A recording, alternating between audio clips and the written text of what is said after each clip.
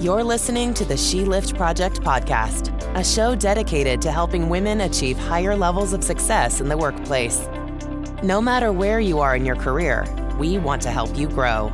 Now here's your host, Cynthia Kirkpatrick, a CPA, CFP, and Senior Financial Advisor at Moneta Group. Hello and welcome to another episode of the She Lift Project podcast. I'm Cynthia Kirkpatrick and happy to have everybody here with us today. And really excited to bring the story of Danni Eickenhorst, your current situation, place, everything you're doing, plus your path to get here, which I think is a curveball, dodgeball, different, interesting path. So where you are today, I love that when we talked, you led with not the restaurants that you own, but that you're a community builder. And I could tell right away when we met, which thank you, Aaron Joy, for telling me I should meet you, that you're a community builder actively working to make St. Louis a better place, the whole region, better place, and where to live, where to just be, I guess. So you're the CEO of HuSTL Hospitality. And I love that, HU capital STL for St. Louis. And your restaurants include Steve's Hot Dogs, Steve's Meltdown, and the Fountain on Locust, which is fantastic. That's where I met you. So thank you for coming today. And anything juicy I left out in that first intro? No, I think you kind of covered it all. Definitely has been a crazy left-hand turn to get where I am in my life. But I think all of my varied experiences have definitely led me to be able to do what I'm doing now. And everybody, I always hear, if you get into the restaurant business, it's a tough industry to be in. It's tough. But here you are smiling and laughing. And so you must be doing something right, which I think is why we connected. I loved your take on the restaurants and pouring into your people and how you've just, I think, built something totally different than I've ever heard about in the industry. So tell me more about where you're at now, because you're the CEO and you've started building these different types of restaurants underneath the organization. Yeah, absolutely. So HuSTL Hospitality is the organization that serves all three of these restaurants. And the thing that, is different about how we operate, my husband and I came to the restaurant industry on a very different path than most people. A lot of restaurateurs were part of a couple different large groups of restaurateurs. They're artists, and it's so they run their business a certain way, and sometimes that's a really hard way to run your business because it's very much on your gut instinct and the art of food. For us, we came into it as business people. We never expected to get into this industry at all, and by the time we got here, we were pretty well seasoned. I came from a number of things. I worked in the nonprofit world for Salvation Army. I worked for Great Rivers Greenway and contributed to the City Arch River project when that was happening. And then I ended up owning my own marketing agency for a number of years, really specializing in helping nonprofits and civic projects here in the St. Louis region, trying to really improve the region as a whole. And then I made it to be the COO of Keller Williams International, the president of, or I should say it's a connected business to Keller Williams. I was basically running all of the businesses for the president of Keller Williams International. So you had a title company and a marketing company, and I was doing sort of all of the operational things for those companies. And all along that way, I picked up, obviously an ability to tell stories and to move people through my marketing and through my nonprofit time, and a real passion and a knowledge for how to move the needle in St. Louis through my time with Great Rivers Greenway and Salvation Army. And then I really learned how to be a leader and the importance of culture at my time with Keller Williams. And so now today, as a restaurant owner of multiple restaurants, I bring all of those things with me, and I'm leveraging my restaurants as a way to make a difference in St. Louis. And I'm really trying to build up a team of people that are going to stay with us and grow with us through the culture that we're building, which is absolutely a different take than I think a lot of restaurants take. Restaurants are really known for terrible culture, burnout culture. And we're really trying to do something different here. What the thought of being a numbers kind of business person and the thought of having to come up with a menu and create food and get food and sustain a business based on that when you not a chef, don't have a background. I mean, how does it even happen? How do you even, how did that entry into the restaurants come about, happen? Oh, well, so when I owned my marketing agency, Steve Ewing was one of my clients, and he owned a restaurant called Steve's Hot Dogs. He's also the lead singer of a band called The Urge and a very busy musician. He does hundreds of dates a year. And so I helped him do a crowdfunding campaign to expand his restaurant. And then I would just help him on projects here and there. And at some point he reached out to me and just said, I can't really juggle the music and the restaurants. And I don't blame him, to be honest, now that I'm in there. And I see how hard it is. I don't know how he ever did it by himself in the first place. And so he asked if I would just sort of help get the word out that he's going to close so people could come in and say goodbye. And I said, Steve, what you have here is really, really special. I've never seen it with any other client I have. You have this cult following of people that really will support you no matter what you do. You shouldn't close this restaurant. And so he said, nah, I don't have it in me. I don't think I can turn this around. And let's just go ahead and close it. And I said, no problem. And I helped him go through that process. And about 3 or 4 days into the final week of Steve's, they'd been thousands of people came out. It was he probably did more business in that week than he'd done the entire year previous. And everybody came through to say goodbye, and he changed his mind about closing. And he said, okay, Danny, can you guys help me? And that was how we went into it. We actually shut down Steve's, did our due diligence, looked at whether or not it really could be saved, and thought it could. And we relaunched it with him. And we relaunched it, of course, March 1st of 2020.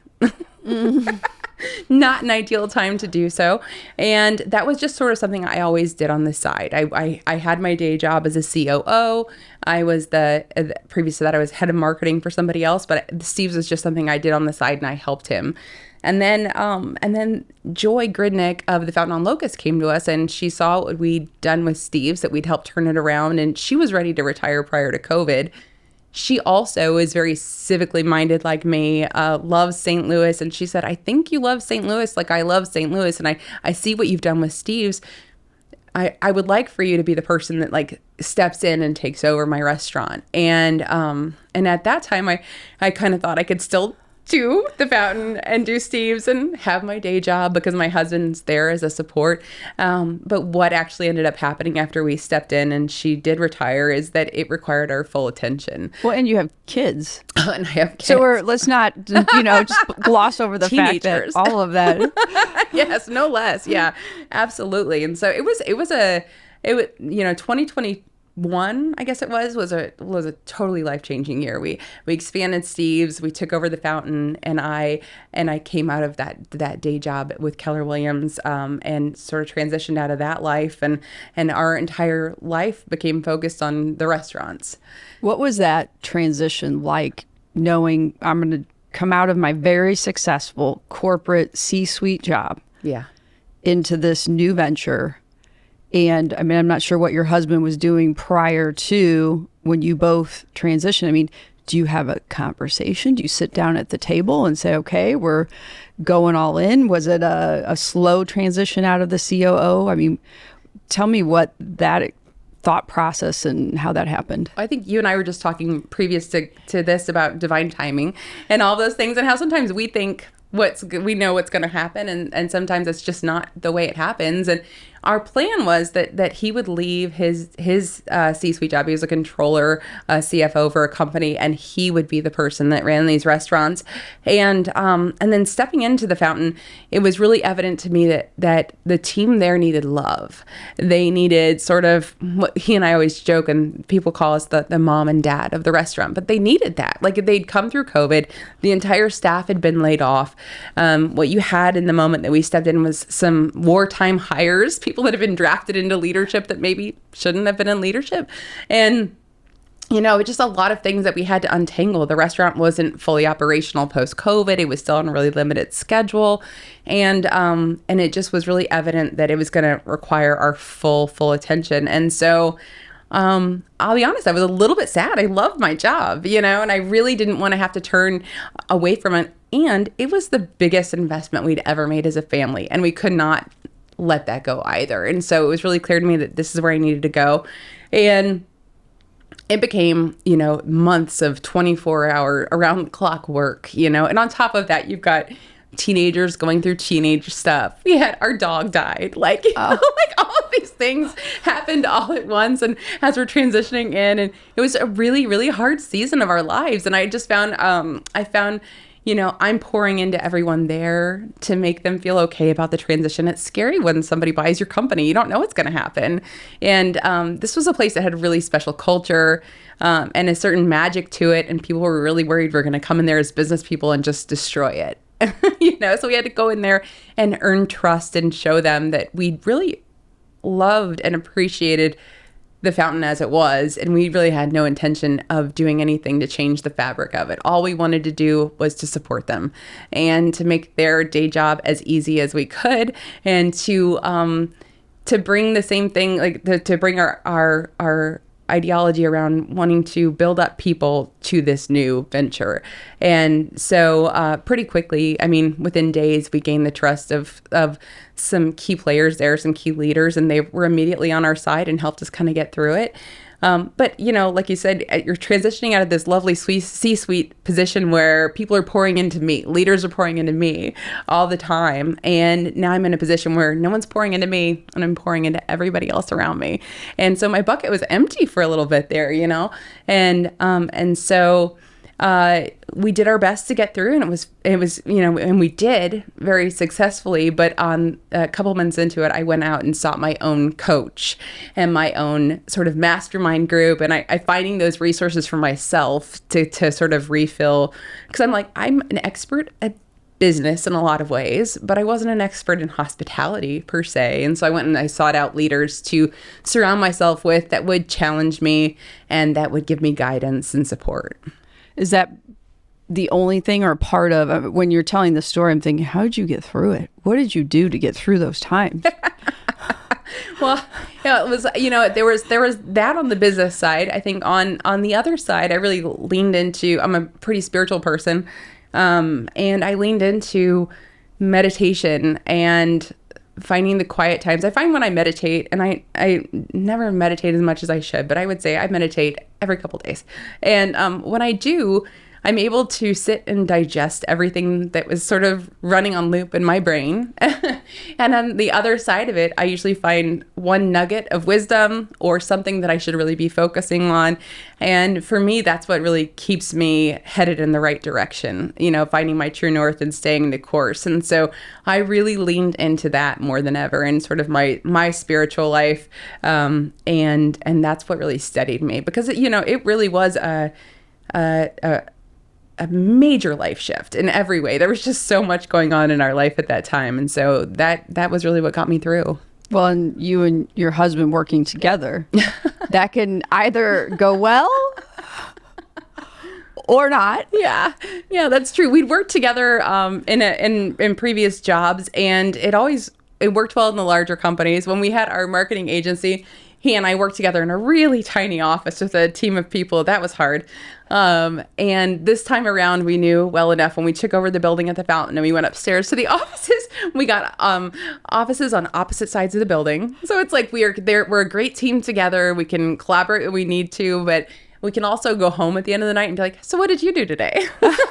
Not really, already have that answer. That's a good plan. And I remember when we met and you showed me the space, you told me about that. It was an old radio station. So there's windows, but it's all cordoned off and there's room in the middle. But yeah, you guys were opposite sides. That was great. Yeah, and it works. It's great. And, and we're there for each other. We are a really great team. I think in the years we've been together, he started to think like me from a storytelling and marketing and PR perspective.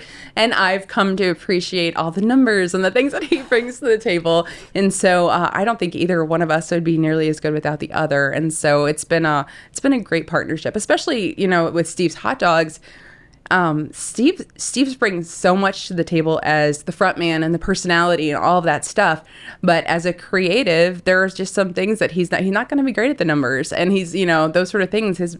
So having the three of us together as a team has been magnificent. And I like all respect to Steve for ever having run a restaurant by himself, because it really does take the three of us and then some.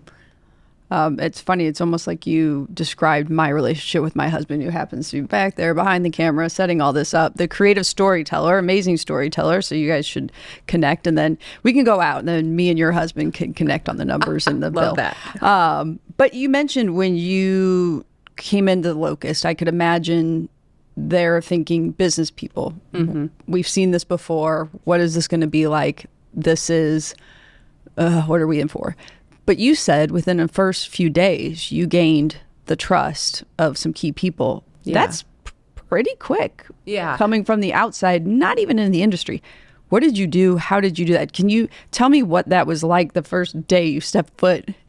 Oh, it was terrifying, to be honest with you. Like, you know, I remember there was sort of like the night before, there was an announcement to the staff, and Joy told everybody we were stepping in, and that went fine. It was fine. My husband had kind of been working there as a part-time employee without telling everybody who he was for a little while, just to try and get to know the business and to look at it. And so for some people, they're like, oh, that makes a lot of sense. You didn't really feel like a restaurant person. But so he already knew a couple of people, and he sort of had observed them, and he's a great judge of character. I think I'm an extremely trusting human being, and I just think everybody's awesome. He, on the other hand, can really judge, you know, who people are and what they bring to the table and what their intentions are and where their heart is in a really cool way that I admire. And he already had a sense of, here are like 3 people that I think really care about the fountain, and can have a great depth of historical knowledge, and maybe we could lean into them a little bit more than having to lean into the previous owner. Like, let's let her retire. And so that second day that we were there, the general manager and the assistant manager walked out. They had sort of some issues with new owners coming in, and I think they were a little burnt out, and as was everybody at that time post-COVID. And so we were very scared. We're like, we don't know where the recipes are. We don't know how to contact our employees yet. Like, we just got here. And so that sort of kicked off this crazy time frame of us just trying to build structure and all of those things. But luckily, this server, who'd been there for a little over a decade, just came up to us and said, it's going to be okay.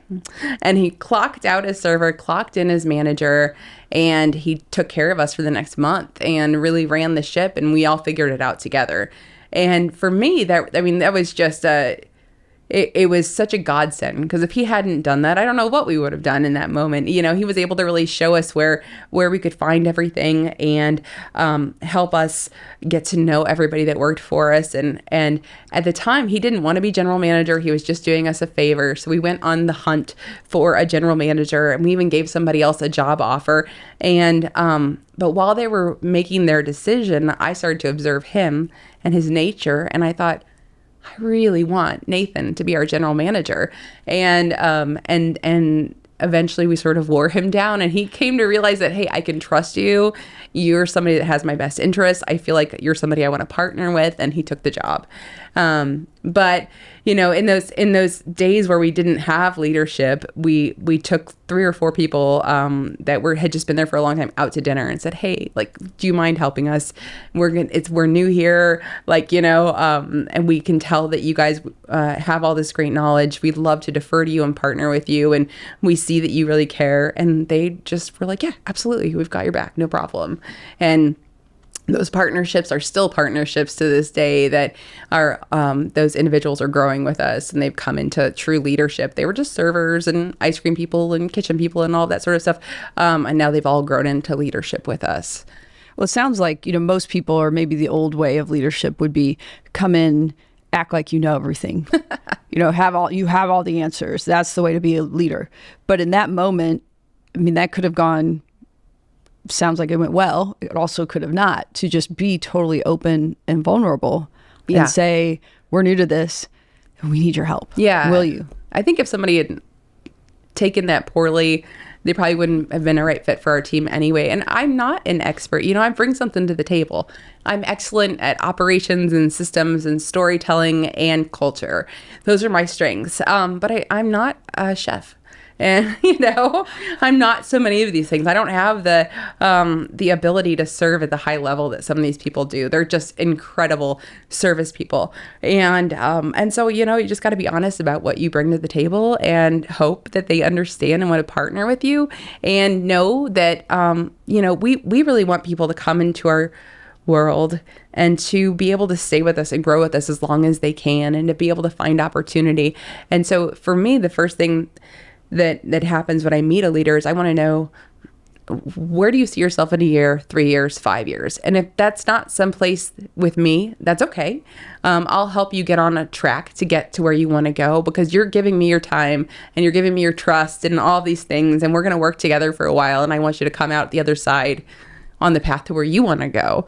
And we approach them that same way from the very beginning. And I think that helped to build a lot of trust. And some of those people, one of them is an actor, and he's a phenomenal actor. And so we've put him on a path, where he's working in leadership with us, but also has all the flexibility in the world to pursue what he wants to do. One of them wants to be a butcher. And so we're working to make sure that they get those skills working for us, and they can work for us as long as they'd like to. And then they'll go on and do that. And some of the others want to stay in leadership and grow with us. And when you've got everybody's best interests in mind, it's really like they're giving to us, where we want to make sure we're giving back to them. So it sounds, what I find interesting here is it sounds like you're really good at leadership and building a culture, but you had mentioned to me that you didn't start there. Yeah. That you didn't either start as a good leader, knowing leadership skills, and or maybe, I don't know if you ever had them, that you kind of had to learn some of this on your own. Like, is that true? And how did that work? When did you realize, I don't know how to be a leader and I need to, and how am I going to figure this out? I think so often people who are good at something get elevated because they're good at that thing. That doesn't mean that they can necessarily manage or take care of a group of people or do anything with culture. And that was the case with me. So I was always like the smartest person in the room for social media marketing because I was at the forefront of it. I was, I think, the very first person with the Salvation Army to do any social media marketing, and I ended up teaching them at the global level, like in the national level, on how to do it and how to use it for fundraising and communications in a disaster. So I had gotten a name for myself. And then I went to Great Rivers Greenway and I had a ton of success there. And I still had a kind of a building name where people were seeking me out to work with me. And so when I started my agency, I had a huge roster of clients that wanted somebody to teach them how to leverage social media, teach them how to storytell, and to do so to raise funds or to grow their business. And that all was in my head. And so, I got to a place where I had to hire people to work underneath me, and because we had so much business, and I found myself just so frustrated that nobody thought the way I thought about things. Like I think back and I'm mortified, but that's where I was at that time in my leadership. I did not know how to take the things in my head and pour them into somebody else so that there'd be two Dannys, Was there a certain instance where that really stuck out to you, or certain parts of the business where it was like, why can't you just think like I think? Yeah. I hired a couple of my best friends to come work for me, people I loved and respected. And we just got so underwater, and I found myself just working 24 hours a day to help them and to make up for the things that I couldn't communicate to them. So there was this day where I walked through my life and I was like, okay, I have a doctor for a client. I went to the doctor this morning. All I could think about was that client. I went to lunch with a client, and all I could think about was my restaurant client, and I went through my day all throughout the day. My mind was just totally absorbed and stressed out with all these different clients that I just didn't feel like I could meet the needs of because it was all falling on me. And at the end of that day, I was like, I'm failing. I'm failing everybody because we've got, I know how to do it. There's just not enough me's out there. And I thought there's got to be a way to do this. And I could see that I was diminishing my employees. I was not really helping them with their own natural talents. They each brought something to the table, and I wasn't helping them develop that. And frankly, I was too burnt out and exhausted to figure out how to do it all. And so it was pretty obvious I was doing them a disservice. And I helped them find other jobs, and I sort of offloaded some of my clients, and I scaled down my agency so that it was just me doing the work. And I thought, I'm going to take myself out of leadership for a while, and I'm going to study leadership, and I will come back to it when I'm ready again. But right now, maybe I should never be a leader. I don't know. I thought maybe leadership was inborn, and I just didn't have it, That's interesting, because I think, this world or society right now pushes becoming a leader. And, if you don't have the skills or the trades or whatever, what's wrong with you? Yeah. And that's really not everybody's suited for it, number one. Number two, I mean, I think you're right. It's not necessarily an inborn thing. It can be for some, yeah, I'm sure, but you can learn it. Yeah. And I think so many of us that are excellent business people maybe didn't have like the smoothest upbringing, because we are so scrappy and we can learn all kinds of things on the fly. And that's my situation, and so it's not like I grew up in an environment where I was seeing any of these things, and some people do. But for me, it was definitely like it was just one more thing I had to go teach myself. And so I pulled myself out of leadership, and I just really read and studied and listened to podcasts and observed the good leaders around me and tried to think like, well, what are they doing that I didn't do? And when I came to Keller Williams, they're all about pouring into people and leadership, and they continued to develop that in me. And so it was, books like Multipliers. Oh God, that's one of my favorites. And books by John Maxwell, Simon Sinek, Leaders Eat Last, those sort of things that really taught me servant leadership and how to, that my role is not to be above and, yelling at my employees to do anything or to be controlling anything. It's to recognize the inborn talent that people bring to the table and to give them the opportunity to use that in service of what we're trying to do, and to support them and help them grow as they go with us. And luckily, it all clicked for me at some point. And maybe Multipliers was that moment for me, for sure. I mean, I'd already come a long way, but Multipliers really cemented for me that, in fact, if I'd read Multipliers when I had my agency, I probably still have my agency because it's all about, there doesn't have to just be one Danny. Never be the smartest person in the room. Pour everything that you have into the people around you and let them go and do, and then let go and trust. But I think it was all part of, as I'm going through that leadership journey, I'm also going through a spiritual journey where I'm learning how to let go and trust. And I think all of those things converged at once in my life. And all of a sudden I was like, oh, I can do this. Well, and if you had read it any earlier, then we might not have, there'd be a lot of people out there that wouldn't have you as your leader in building these restaurants and more businesses even out of that. So absolutely. While you still, I don't know, when you said that, it was like, it almost felt like, well, maybe I would have still had that. So was it a failure? But in fact, it's probably the divine, whatever you want to call it. Yes. That knew when you were ready to listen to that book, that was time. Is that really what you did? I mean, you mentioned on your own first. It was a lot of books, podcasts. Yeah. And then it was connecting with Keller Williams and them pouring into their leadership. Yeah, and they're a phenomenal company. What I loved about being in their orbit, and I feel like I had done so much work, and they just sort of were like the icing on top to make me an even better leader. But they're an amazing organization, and I always joke with my friends that are still there that they're like a million little Tony Robbinses, like in terms of their energy. But they're all these amazing, high functioning, beautiful leaders, and their company culture really supports that. They bring all of these things to them and these resources, and they're all about continually learning and pushing the envelope and growing. And so, what tips and recommendations beyond some of those books and things do you have for people? One, if you don't feel like you're a natural leader, don't let it discourage you. Are there any other tips and tricks beyond? It sounds like you had coaches, mentors, people helping you, these books, these podcasts, a company pouring into you. Yeah. I think, give yourself grace. You're always going to do something better tomorrow than you would today, because you're going to continue to grow over time.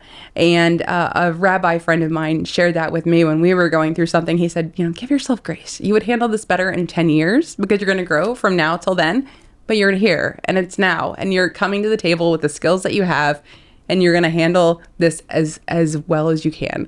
And I really appreciated that. And I think of that little piece of advice every single day in my life. I'm like, just give yourself grace. Don't be so hard on yourself. You're coming to the table with what you've got. And never, if you ever find yourself as the smartest person in the room, find another room. I never want to be the smartest person in the room. I'm not particularly comfortable when I find that I am. And so when in those moments when you find that you are, go find a mentor.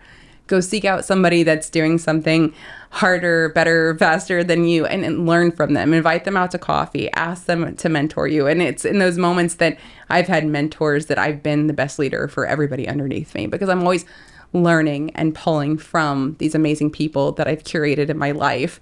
And I think that it gives me something to pass down to the people that I'm working with to allow them to continue to grow, because my perspective is limited, and my skill set is limited. I've only got what I've gotten. My perspective is from this point of view. And so I'm always, I've curated this group of people in my life that have a different view on me and what I'm doing, and will sometimes challenge me to do it better or different. And I really appreciate those people. It's funny, recently, probably within the last week, this is recorded in December, I saw something on Facebook that said in the whatever century, in 2024, you name it, the new illiteracy, or whatever that might be, is what's holding people back, is that they're not open to learning, unlearning, and relearning and growing. Yes. And so I think for me, what you summarized there speaks a lot to that for if you want to grow yourself and continue to be better and achieve and success and whatever that is, that maybe the basic building block is be open and humble enough to know you don't know everything. Yes, humility is everything. Right? Don't be afraid to ask questions. Don't be afraid to make a fool of yourself, right? Because it's all in the name of learning and continually growing. It's funny you say that, because inside I have this inner child who's like, no, that's all wrong. Everything about that is wrong. Because when we grew up, it was, at a certain grade, right, you put your hand up to answer, and you didn't want to have the wrong answer. So if you weren't 100% sure, you didn't put your hand up. You were, you don't look the fool, have the A+, the teacher's pet, etc., fall in line, when in actuality, I think to be successful, it's the exact opposite of what we're programmed for so many years. Oh, absolutely. Yeah, I actually went out with a bunch of people last night to a Christmas event. It was like a sing-along, and I've got a cold, and you can probably hear it. And I take great pride in my singing, and I sounded like a fool last night, and I found myself just cringing and whatever. And I thought, you know what, Danni, you've come so far. Like, look at all the ways in your life that you are vulnerable and humble and make a fool of yourself. Just have fun tonight, But I have that same sort of instinct too, where you're just like, oh, I really care about what everybody thinks, and I need to be my best and all of these things. But I think with time and age, I've come to be able to let go of a little bit of that, and it helps a lot in this arena. I would say the other thing that I thought of that I would say is a bit of advice that I would give to upcoming leaders is, you have so many things coming at you every day, and it's really hard to balance the big picture items and all the little daily tasks. But one of the big picture items that you really need to be carving out as part of your day-to-day is building up your people. If that's not like a core focus of every day, is finding a way to help the people that are working for you take their leadership to the next level, or move to the next level of their personal life, whatever that might be. I think one of the greatest gifts that I have as a leader is being able to change the lives of the people around me. I know where they want to go, and helping them get there is I've got somebody right now in our world that they're leaving at my suggestion, not because I don't love them, because they're ready. They're ready for the next thing. And so I got them connected with somebody in my world who is hiring for where they wanted to go when we first talked. Got them an interview, and they're gonna be leaving us in January, and I'm so excited for them, And what that does for us is, they see what the culture of our company is. They have brought people to work for us already. They're going to continue to send people to us. We've got this ally that's going out into the community to do their own thing. They're going to continue to send us leaders. and continue to speak well of us, we're going to sit back and watch them and cheer them on as they go on and do the next big thing. I mean, it's sort of this big, beautiful, virtuous circle of people being able to help each other. They've helped us through so much stuff. Now we've helped them move on to the next chapter of their life. And so don't be laser focused on just helping your leaders grow in-house. Help them leave as well. Two themes, I think, when you were speaking there that stood out to me.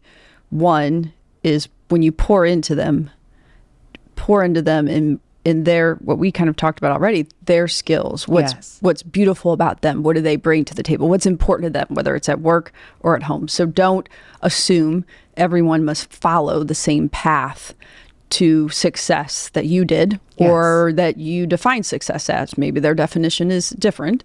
So I find it interesting. I mean, you really have to then get to know your people. Yes. Right? You got to ask some questions. You got to know where they want to go. Yes. Yeah, you do. And we're in an interesting place right now. I think there's some study somewhere that says like you can only really know like 100 people. And we've crossed that threshold where we're over 100 employees. And there are some days where I'm like, who is that person that works for us? And I don't love it, And so now we're in a position where in this chapter, we're pouring into the leaders a level below us to be able to do that for us. Go get to know people like we got to know you. That way, between you and I, like we all have the bases covered and everybody feels seen and everybody knows that we know where they're going. And we've taught our leaders to think like we think. And as we're growing, as large as we are, we're between now and 3 months from now, we're going to have 3 new restaurant locations. And so that's going to be a massive change in our culture right there. And so we've had to figure out how to systematize all the things that make our culture what it is. How do you take all the things that Marcus and I do as mom and dad of the company and make sure that it continues to happen even when mom and dad aren't there so that the wheels don't fall off the bus, because we can't be everywhere all at once. And so it's been an interesting 6 months of us really pouring heavily into our leaders to make sure they continue that for us, to make sure that they know everybody and where they want to go. Systemization of culture sounds impossible, like a unicorn. Yeah. So how do you, because culture is a living, breathing, ever-changing amoeba, whatever you want to call it. And how do you then systematize a culture? So we have come up with something called a critical path for all of our major leadership roles. And it's a binder that our leaders work from daily, weekly, monthly. It can be digital or paper, their preference.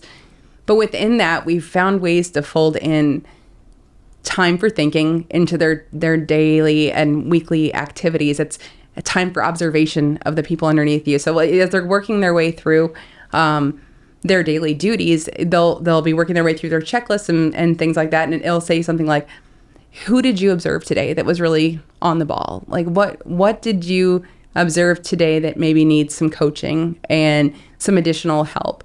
Who can we reach out to make sure that this person feels supported? And on their monthly, it's like, did you get with your immediate leaders under you and have a discussion today? Have you had a heart connection with them to make sure that they're doing okay? Is there any support that they need? And so finding little things like that. I mean, I know it seems like it's taking the heart out of it, but honestly, it's just making sure it happens and making sure that people take the time and cut out the time. And then one of the things that we implemented really early on, and it seems so silly and frivolous, but it's honestly one of the cornerstones of what we do, is I put a big whiteboard in the hallway downstairs of the Fountain on Locust, and it's called the Fill Your Bucket Board. And that's where I started seeding it with praise for the things that I was seeing. And, shout out somebody for something great and put it on the board. And within like 3 days, everybody just took it over. And I hardly write anymore because they all give each other so much praise and love. And it's just this physical thing that I was able to start and seed. But it continues that culture of praise and calling out the good things and recognizing and welcoming and loving on each other. And that's one of the things that I do. And now everybody else is doing it too. Just calling out the praise in public. Yes. And taking the constructive feedback and help tips for growth, probably in private. Absolutely. Yes. That's something that we keep just in our leadership conversations. They note in their binders, and then we make sure we've mobilized some sort of support for the people that need it. And all of this in a restaurant business, which sounds so crazy. It sounds like it should be somewhere like, I don't know, a Mary Engelbreit or a company where it's all about love and not the hecticness of restaurants. And I remember you saying when we met, you said, I just want to love my people. I want to pour into them. And it sounds like that's what you're doing and you've created. And these other people are on board with it. Yeah. And what's great is I found when I raised my personal vibration, when I became a happier, more whole and centered human being, that everybody else around me was impacted and that their vibrations were raised a little bit. They became a little more positive, a little more focused, a little more centered, just being in my orbit. And so this year I took 5 of our top leaders and we pulled them into a mindfulness meditation class. And every 2 weeks we get together and we go down the street and we work on everybody becoming more centered and learning the skills, not just picking it up through osmosis from being around me, but like learning how to do it for themselves and how to get themselves in the best place that they can be, because their jobs are hard. They're dealing with the public. The public can give and they can take, especially during the holiday season right now. I know they're feeling it. And so for them to be able to self-regulate and to center and to calm and to let go of the bad when it happens and to show up as their best selves, I knew that if I could take my 5 key leaders and help them get to a better place, that everybody else around them would feel it. And it's been incredible to watch. Not only has it have been incredible to be a part of as a leader, that they've allowed me into that space with them. It's a very vulnerable space, and I feel really honored to sit and meditate with them and sort of go through their life issues with them, but also to have a front row seat to watch them grow and change, and then to observe what that does in their personal life as well. It's been a game changer for our company, and I think for a lot of their personal lives as well.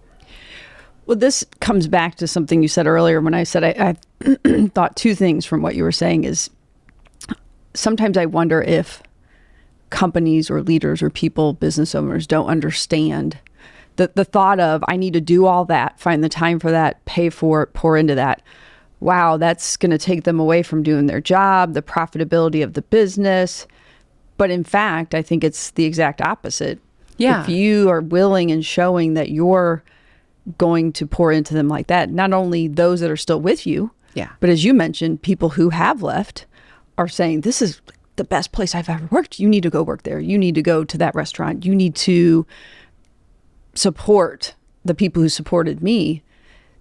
Probably a big part of the success. And now they can share their happiness with the customers who are coming in. That's it.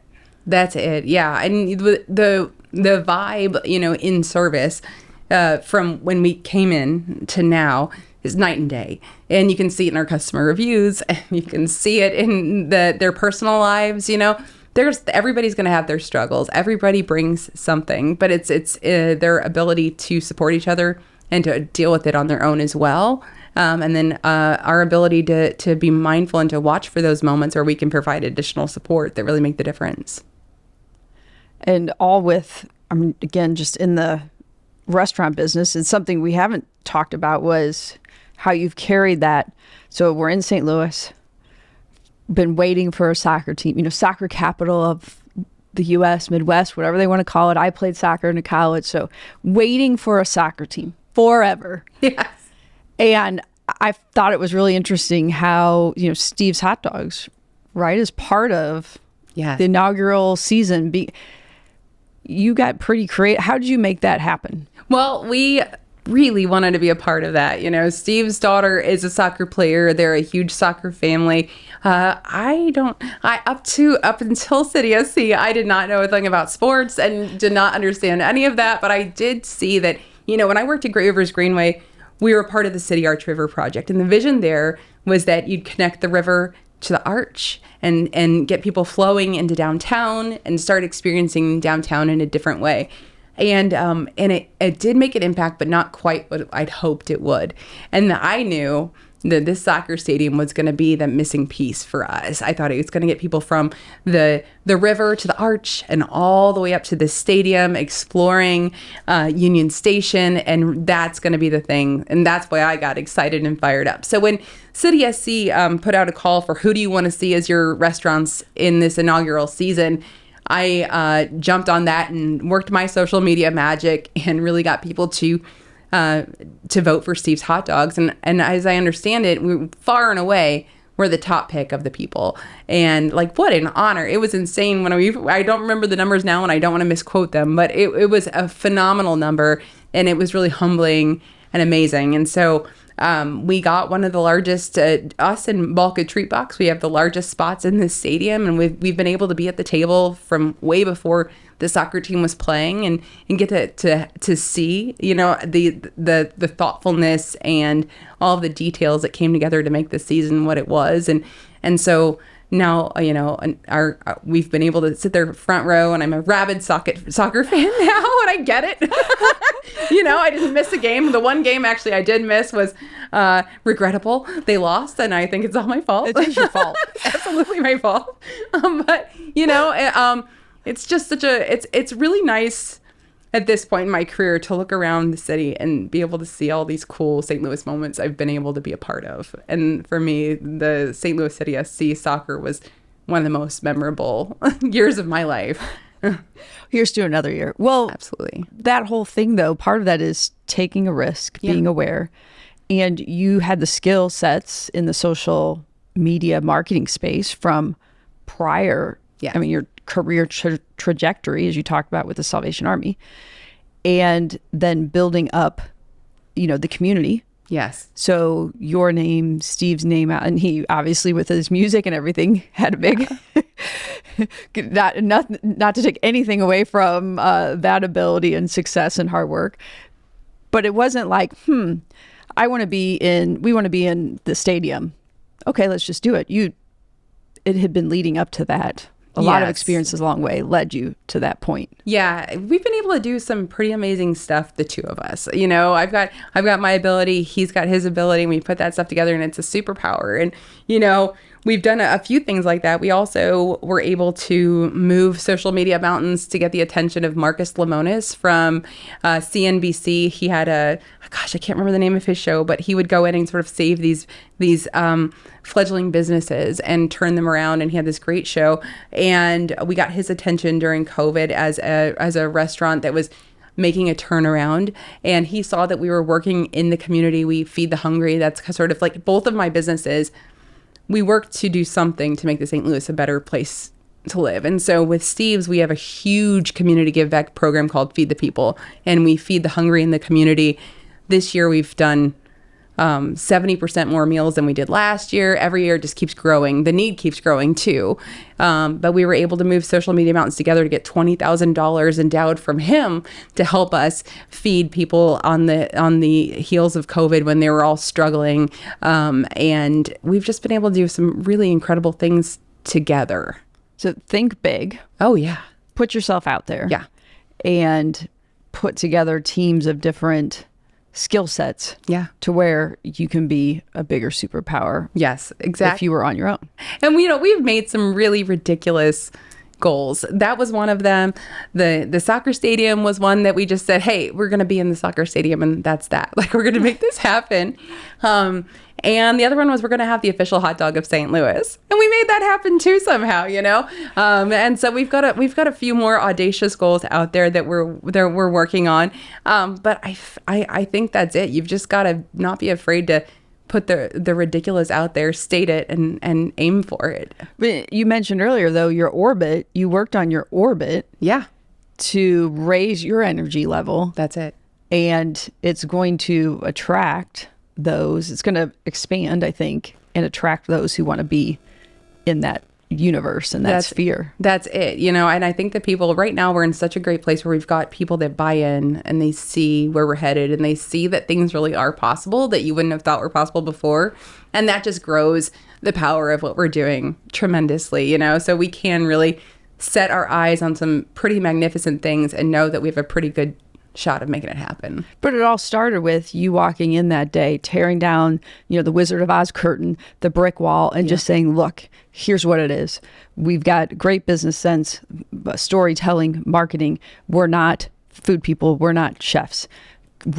Will you join us on this journey? Will you partner with us? Yes. And it's getting just totally open, honest, and piercing that veil. And I think the people then in your life are willing and wanting to jump on board with that too. Well, that's it. And I think, as owners, you get a lot of credit. But it's really and I guess my only credit that I deserve is being able to pull together a team and to lean on them. And that is no small feat, I guess. That's for sure. But that's a big skill. Yeah. But it really is, everything we do is truly a team effort. We've got so many we are collectors of talented people. I find a talented person, like, you're coming with me.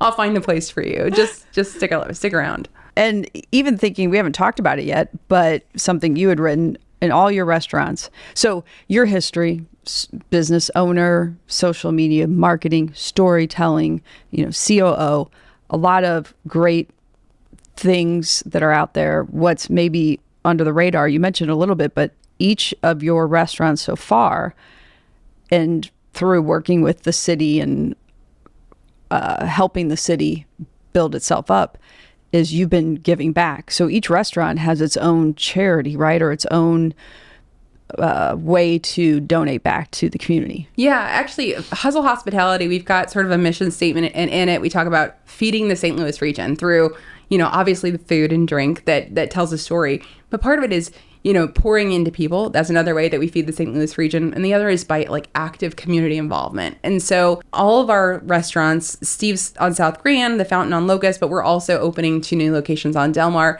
We're actively involved in the neighborhood committees in each of those, where I'm helping to spearhead a mural program for the Midtown Alley right now.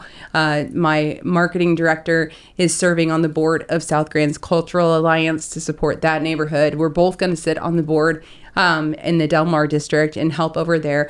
And so we try to make a big part of what we do community involvement. And I would say I give about a day a week to the city of St. Louis in some way, either working through the different boards that we're in, the nonprofits that we support that we see are doing good work, or literally trying to work with our aldermen and the board of aldermen to try and craft legislation and tear down barriers that make it hard for people to invest in the city of St. Louis.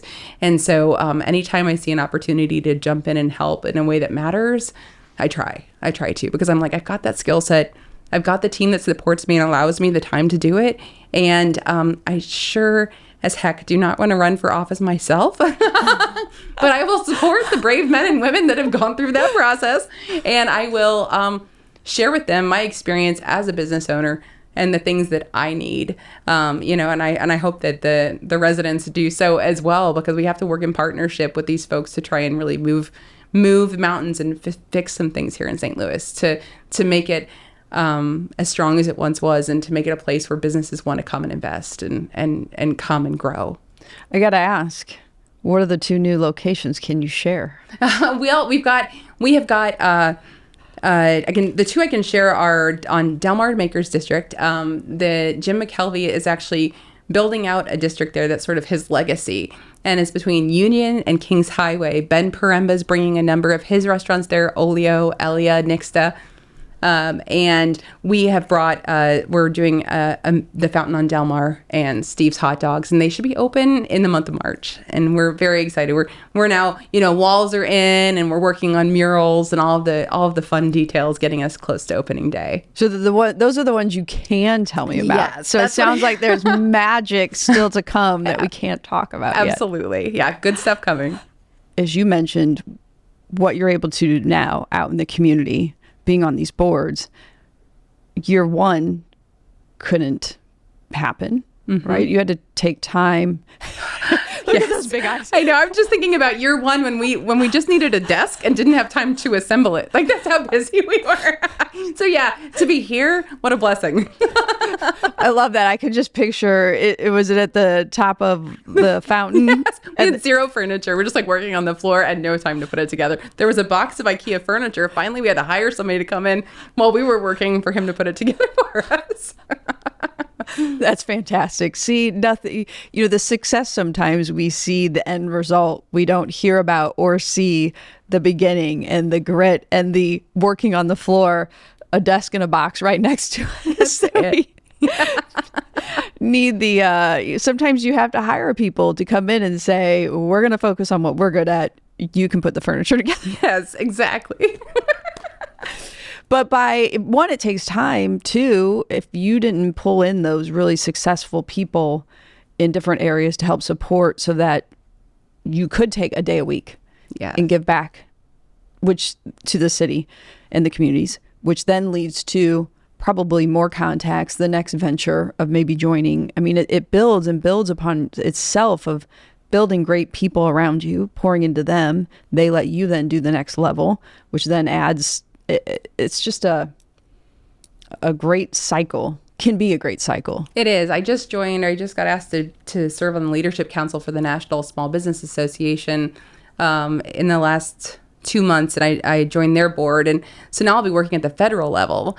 And once a year, we'll be meeting with the president and different leaders in Washington, D.C. to help protect and level the playing field for small businesses so that they get the same protections that big businesses do. And I even chose that as a moment where I thought, well, I'm only going to take this if I can make a difference first off. So I don't want a figurehead position. I want something where I can get in the nitty gritty and do the work. And the other thing is I wanted to pursue that so that I could bring those DC contacts back to St. Louis, and so that we can do even bigger things in St. Louis. And so you're exactly right. It's sort of like leveling up from one thing to the next, and just the more time that we've got, the higher we can reach and bring these things back to St. Louis and back to our people. And it just continues the growth here in St. Louis and with our company. And that level up, I mean, go back 15, 20 years. Do you ever think you'd be going to DC, bringing those contacts back to St. Louis? No. And 15 years ago, I did work in government, and it was really clear to me that I was not cut out for it. It's so funny. I was just so like wide-eyed, and I just thought, hey guys, like we should do the right thing because it's the right thing. You know, I didn't know how politics were played. And so it's so funny 15 years later to even be dipping my toe in anything remotely political. But I know that as a business owner, in a lot of ways, I have more power than I ever would in government. I have the ability to help the people in my immediate universe and to change their lives and to grow them and to partner with government. And so I really like this position a lot better. So I think, your story is, and many women, people we've talked to, their stories is, it's a constant meandering, and the things you did along the way really helped you, as you said earlier, come to the table with the best that you can today, and experiences you'll be able to do better tomorrow and the day after. But it's not a leap from coming out of college to now you're going to DC. It's all that hard work and creativity and humility and being ridiculous and jumping out there along the way in alignment with, it seems like, your core values of helping others. Can't we just do the right thing? That's it, right? Can't we? I don't understand why we can't just do the right thing. That it just was all kind of culminating and leading to this, and who knows where else it will lead, but it certainly couldn't get here without all these people around you supporting all the different areas that need to be supported. Yeah, you're totally right. I think there were two moments along the way that like helped me keep that focus. And one of them was after I closed down my agency and I was just trying to figure out what do I do next? Was literally asking everybody around me, what do I have to offer that you see? And they were the ones that had the perspective on my life to be able to be like, you're really great at helping people.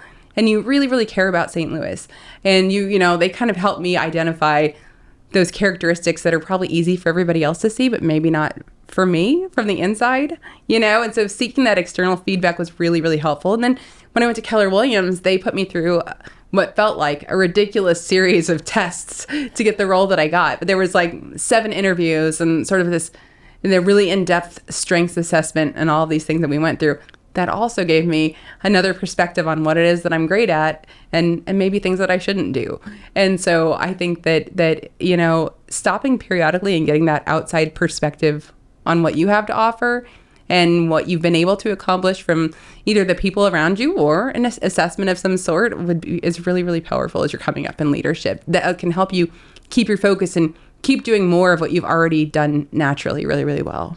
What was the most shocking thing somebody told you about yourself? I guess it wasn't, there was nothing shocking. It was just very like, they're like, you can't stop helping people. Like almost to your detriment.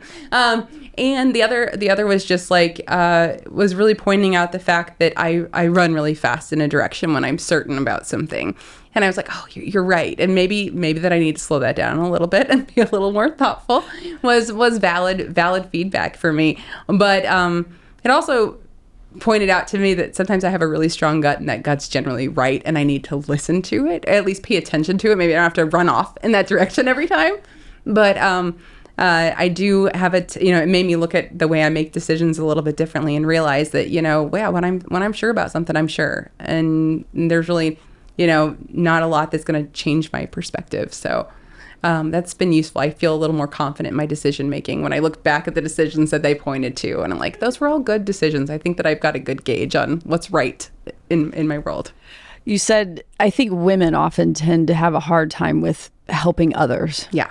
And doing it potentially to the detriment of ourselves, which I think was probably good advice. Helping others is great. That type of personality, great. How do you stop yourself from going overboard? And it's a little easier now because so many people depend on me and so many people are attached to me. I think when it was just me, I would do anything for anybody all the time and whatever.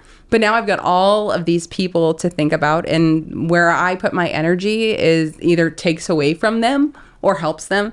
And so it makes me a little more thoughtful about the degree to which I'm able to help people.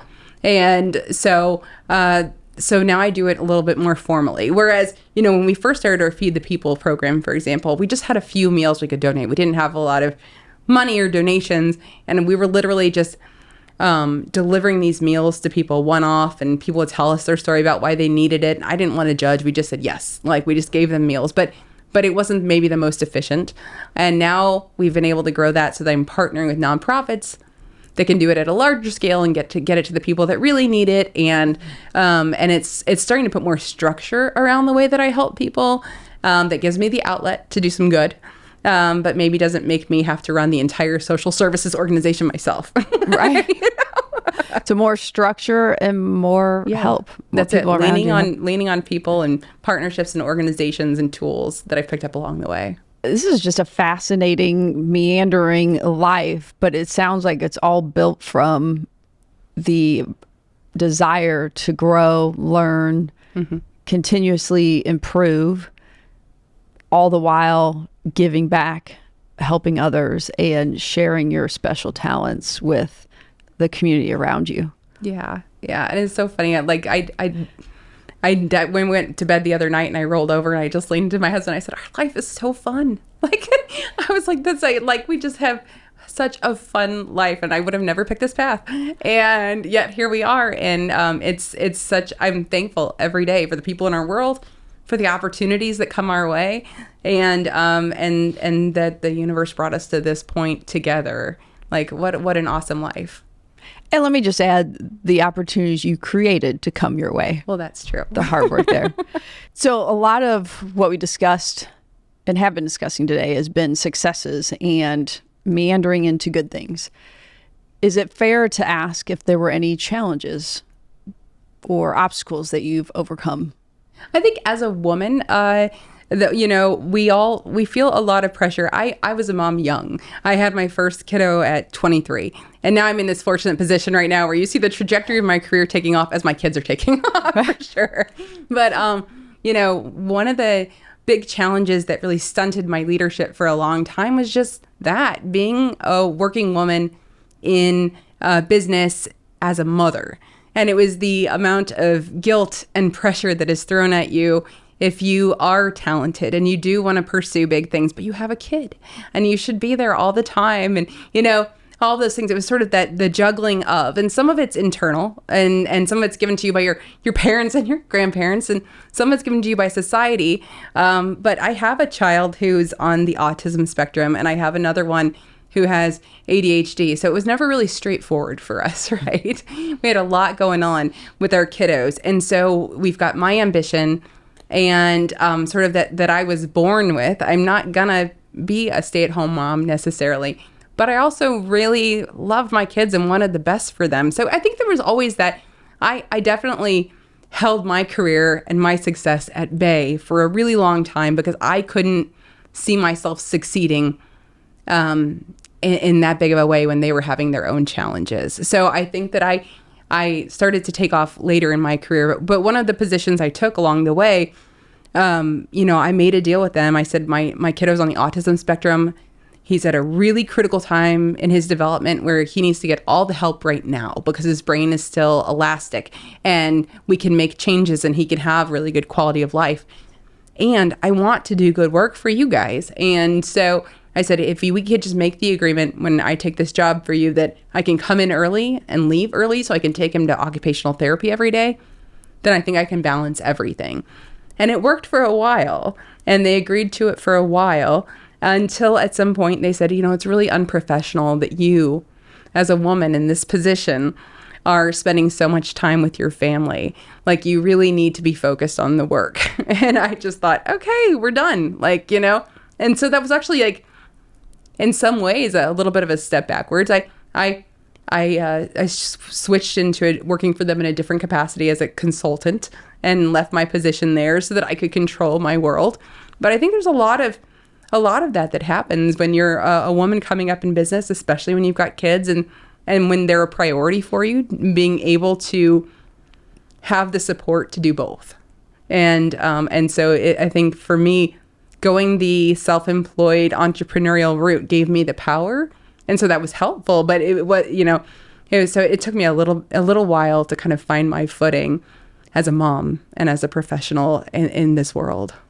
I imagine you're not the only one who's been in the corporate world who has heard a message like that. Yeah. What do you do as a woman to prevent it, talk about it ahead of time, circumvent it? What do you do? I think you have, well, for me, I've always just been really, really honest about my priorities with everybody that I've ever worked with. And you can take it or you can leave it. I've got a lot to offer and either you want to work with me or you don't, and that's okay. But my kids are a priority too. And so we're going to have space for both if you want to work with me and you want to have what I have to offer.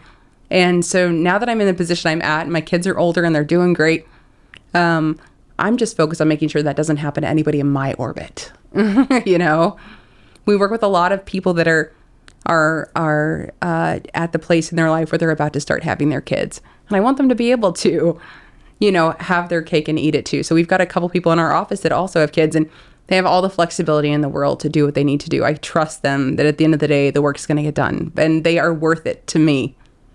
They're a worthwhile investment. And I'm willing to put up with whatever inconveniences come along the way to make sure that they've got a whole personal life and a whole professional life. And I think that we can both benefit from that. Do you think there was any validity to what they said? That it was unprofessional of me? Right. Or that, was, that in that moment of time, yeah, I was not working as much, or was it just the perception and what they were used to as being, this is how success is here and you're doing something different? Yeah, I think I came up under somebody who had an old-fashioned idea of what leadership was and what being a woman in leadership was. And it didn't match with what I thought. I thought, I have things to offer, and I feel like the world at some point is going to come to meet me and come to understand that I can do both. And certainly there were for sure, there was a period of time where my kiddo had to have his tonsils removed. So we had strep throat every week for 3 months, it felt like. So there was something that would always come up, but the work never suffered. And so, I'm equally dedicated to all the things that I have to do in this life because those are choices that I made. And so, but I understand the perception for sure. And there are days where an employee's got to take off at a really bad time for a family thing, and it is an inconvenience. But at the end of the day, you've got to step back and big picture view the thing, right? We need to be able to be whole people and whole professionals in order to be our best selves. You said that it wasn't what women in leadership should do. Mm-hmm. Instead of just people in leadership. Yeah. I was definitely put in a position to where it was made very clear to me that in this particular industry that we're in, women can't be successful by doing both. You really have to be all one or the other here. And for me, that just wasn't an option. I made the choice to have these children. I made the choice to have this family. They're not going to fend for themselves. I can make a difference if I spend time getting them the therapy and the help and the right situation and the time and attention that you should just give them as a parent. And so for me, it was a little bit of demonstrating to my kids that you can be successful and you can be the best version of yourself despite all the things that life throws at you. Life is never perfect. Like that's, there's always something. We all have something. But if you can find an organization or an environment that can support you to juggle it all, like what an awesome quality of life you can have.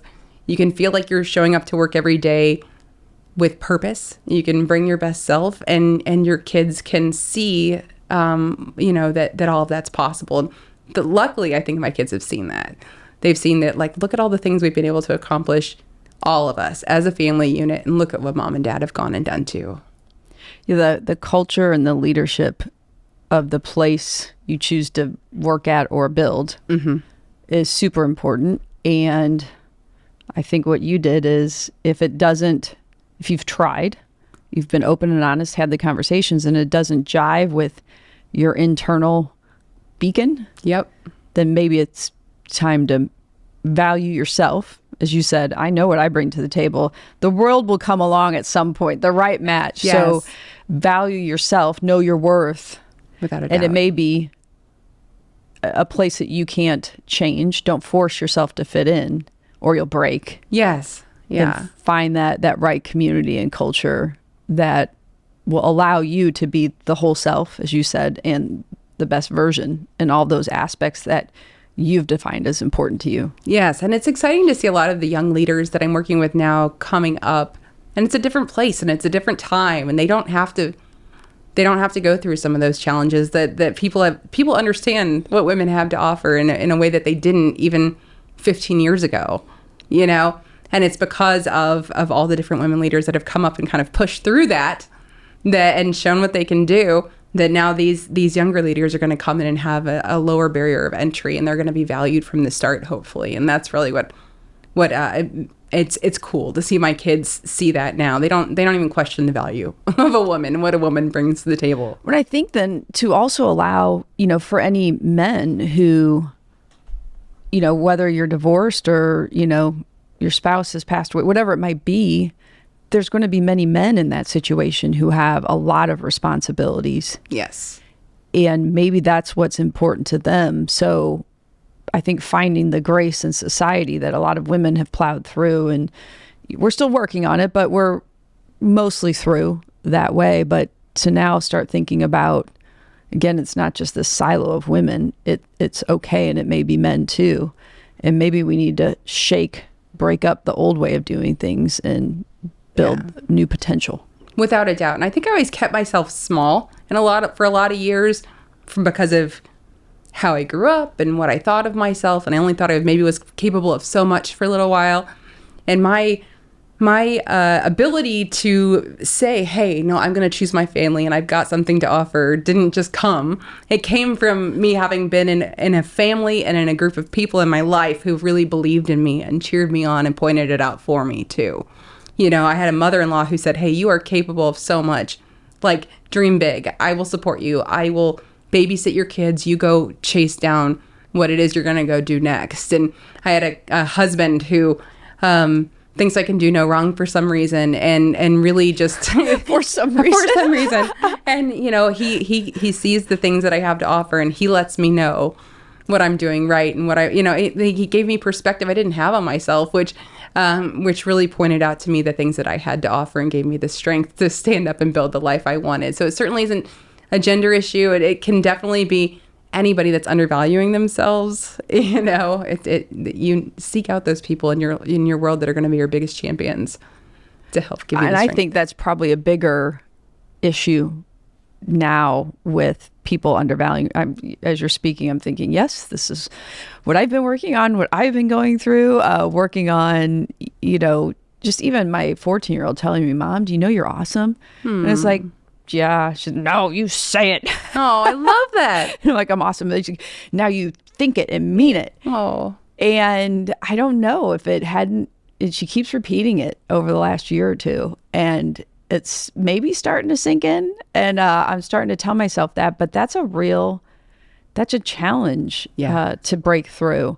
And it sounds like we've both gone through some similar things, meditation and energy and thinking back into our earlier lives, what's maybe create the mindset that we have. But now, how do we surround ourselves with people to break that and believe in us and be our cheerleader? Yes. Think back to youth sports where the kids are all on a soccer field, they're all in one ball and they're running the wrong direction and the parents are still going, yes, you can do it. Like, we need that parent, that cheerleader on the sideline telling us that, we whiffed or whatever, but it was so great and it was amazing and hang in there. What else have you found is helpful? Is there anything to not stay small? As you said, I was playing small, being small, but to step in and own what we're good at. I think you need 3 people in your life. One person that really, really believes in you, at least one person.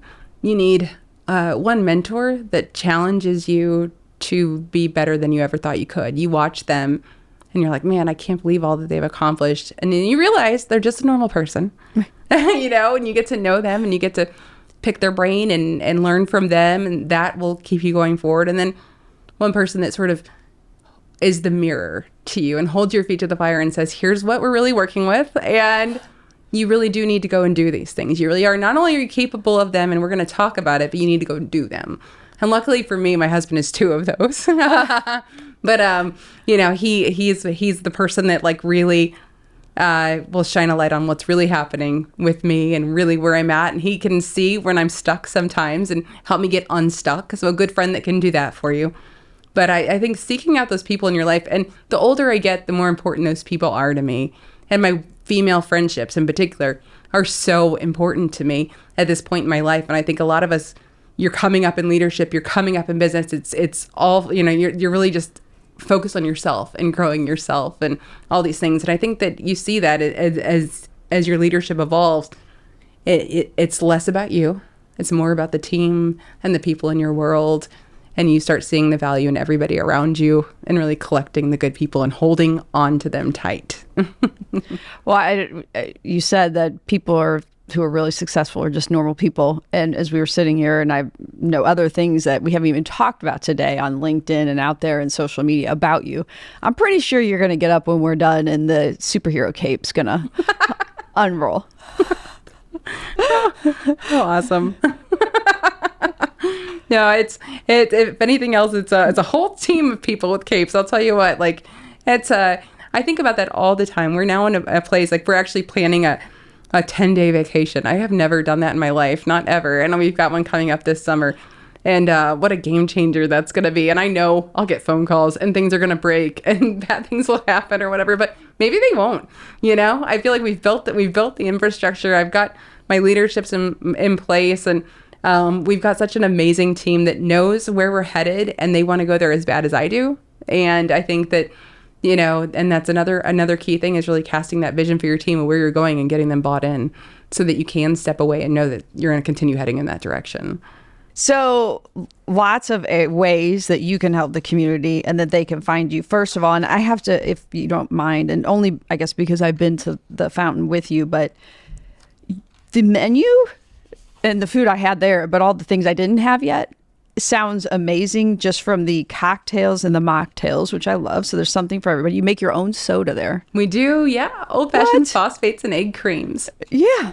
And then some of the ice creams and the food. I mean, pumpkin spice vice, cider sipper. What can I read here? Magnum opus, just some of the drinks and various things. And the amazing, it sounds simple, but grilled cheese that I had there. Yeah, the best in Missouri. We won an award. Yes. I mean, it's amazing. So I know you have events there. By the time this airs, it'll already be past New Year, but you have events and different things to bring in the community all the time. Yeah. So what are all the ways that people out there can either experience your vibe through being a customer, or, hey, she sounds amazing, I want to go work with them? How do they find everybody? That's awesome. Yeah. So, Steve's Hot Dogs on South Grand. Come visit us. I'm there all the time. And so is my partner. And honestly, he's the magic over there. Steve's Hot Dogs is at the Dome City Park, America Center, Enterprise, and soon to be on Del Mar. And then the Fountain on Locust, if you haven't been there before, you step in the doors, it's like stepping back in time. Big in band a good music. way. Yeah, big band music, huge Art Deco murals. And I cannot wait to unveil our new location on Del Mar, which will be just another take on that vibe and so much fun. So definitely come check us out. I recommend an off-menu cocktail, the T.S. Eliot, one of my favorites. It's got chartreuse, and it's the Nathan, our general manager, it was one that he came up with, and a nod to T.S. Eliot, who was born on Locust Street, the poet. And so definitely come try that out. And then, go to HuSTL.group and learn more about our companies. And if you are talent, it doesn't matter if you have experience in hospitality. If you are a person that cares about what they're doing and cares about others and wants to help us grow leaders and help the community, we can find a place for you. Wow. And be inspired and be part of an inspiring group. Yes. Changing the community around you. Absolutely. Can't wait to see what you do with DC and what you can bring back to the St. Louis community. Same. So stay tuned, keep pouring in, and I'm just glad we could share that super secret tidbit about the drink. I don't know how secret it is, but now I'll feel really cool if I can say, well, I'd like this off the menu drink. That's it. Well, Danni, I knew when we met, I don't know even how many months ago, I thought she is amazing. I wrote down a ton of notes about leadership in the restaurant business. What? And I thought, my first thought, I told my husband, she has to be on our podcast. She's going to have such a great vibe and story to give. And you just keep giving. So thank you for letting me be a part of your orbit in your sphere. My honor. And thank you. And thank you to Aaron Joy for connecting us. Right. This concludes another episode of the She Lift Project podcast. To hear more episodes of the show, subscribe wherever you get your podcasts. And to learn more about our mission of helping women reach higher levels of success, visit SheLiftProject.com and sign up to receive the latest news, ebooks, videos, and more.